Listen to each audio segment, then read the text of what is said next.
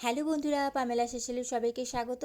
আজকের রেসিপি বরবটি পনির ভর্তা। আমার মতন তোমরা অনেকেই আছো যারা বরবটি খেতে পছন্দ করো না।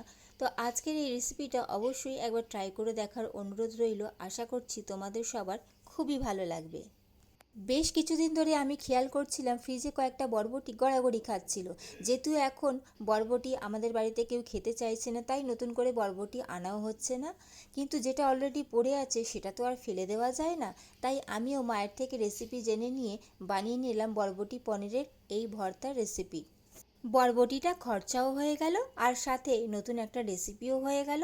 তো চলো তাহলে কথা না বাড়িয়ে শুরু করা যাক আজকের রেসিপি বরবটি পনির ভর্তা।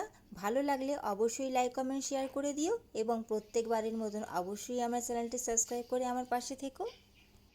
আগেই বললাম অল্পই বরবটি পড়েছিল, তার মধ্যে দু একটা নষ্টও হয়ে গেছিলো, তাই আমি ভালো করে বেছে পরিষ্কার করে কেটে ধুয়ে নিয়েছি। চলো তাহলে এগিয়ে যাই পরবর্তী পর্যায়ে। সবার প্রথমে আমি একটা মশলা তৈরি করে নেব। তার জন্য দেখো আমি সামান্য গোবিন্দভোগ চাল আর গোটা জিরে জলের মধ্যে কিছুক্ষণ ভিজিয়ে রেখেছিলাম, এখন জল ঝরিয়ে নিয়েছি। এর মধ্যে আমি পরিমাণ মতন আদা, শুকনো লঙ্কা, কাঁচা লঙ্কা দিয়ে দিয়েছি। এখন আমি এই মশলাটা শিলনোড়াতে বেটে নেব। অন্যদিকে আমি কড়াই বসিয়ে ওর মধ্যে পরিমাণ মতন তেল অ্যাড করে দিয়েছি। এখন বরবটিগুলো আমি ভালো করে একটু ভাজা করে নেব।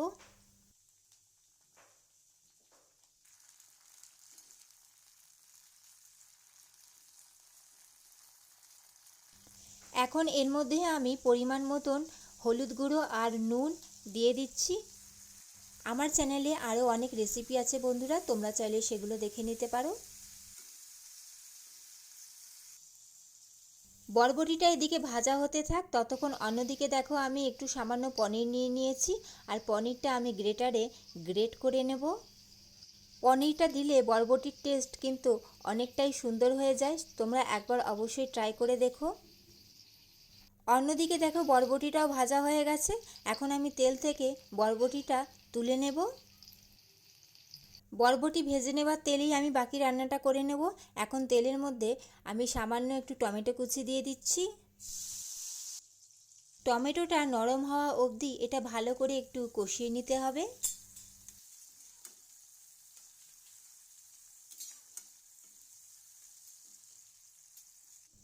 টমেটোটা দেখো গলে গেছে। এখন যে মশলাটা বেটে রেখেছিলাম আমি আগে, সেই মশলাটা দিয়ে দিচ্ছি। এর সাথেই পরিমাণ মতন হলুদ গুঁড়ো আর একটু কাশ্মীরি লঙ্কার গুঁড়ো দিয়ে দিচ্ছি, আর সাথেই পরিমাণ মতন নুনটাও আমি দিয়ে দিলাম। এখন মশলাটা আমি ভালো করে একটু কষিয়ে নেব।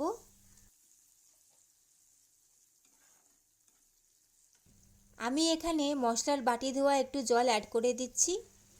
মশলা থেকে যতক্ষণ না তেল ছাড়বে ততক্ষণ এটা ভালো করে কষিয়ে নিতে হবে।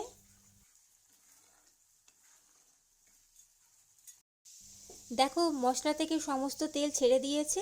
এখন ভেজে রাখা বরবটিটা আমি এর মধ্যে অ্যাড করে দিচ্ছি।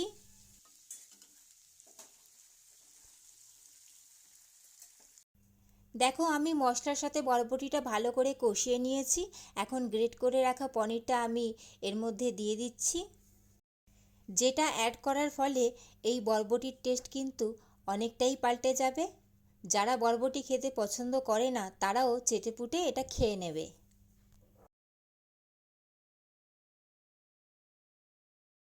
2 থেকে 3 মিনিট হাতে সময় নিয়ে আমি পনিরের সাথে বরবটিটা কষিয়ে নিয়েছি।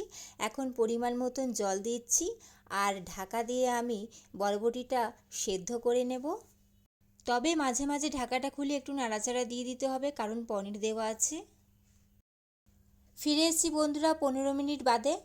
আর দেখো মাঝে মাঝে আমি ঢাকা খুলে একটু নাড়াচাড়া দিয়ে দিয়েছি, কারণ দেখো পনির তো নিচে একটু লেগে যাওয়ার সম্ভাবনা থাকে, তাই মাঝে মাঝে একটু ঢাকা খুলে অবশ্যই একটু নাড়াচাড়া দিয়ে দেবে। আর এই সময় কিন্তু বরবটিটা পুরো একদম সেদ্ধ হয়ে গেছে। নামানোর আগে আমি সামান্য একটু ঘি দিয়ে দিচ্ছি। রেডি হয়ে গেল বন্ধুরা বরবটি পনির ভর্তার এই রেসিপিটা। আর এটা একটু মাখা মাখাই হবে, এটা রুটি, লুচি, পরোটা যে কোনো কিছুর সাথেই খুব সুন্দরভাবে জমে যাবে। পারলে অবশ্যই একবার এই রেসিপিটা ট্রাই করে দেখার অনুরোধ রইল। কেমন লাগলো তোমাদের আজকের এই বরবটি পনির ভর্তা রেসিপি অবশ্যই সেটা কমেন্ট করে জানাবে, এবং রেসিপিটা ভালো লাগলে লাইক কমেন্ট শেয়ার করতে ভুলো না কিন্তু। চলো তাহলে আজকের মতন আসি, দেখা হচ্ছে খুব তাড়াতাড়ি। চলো টাটা।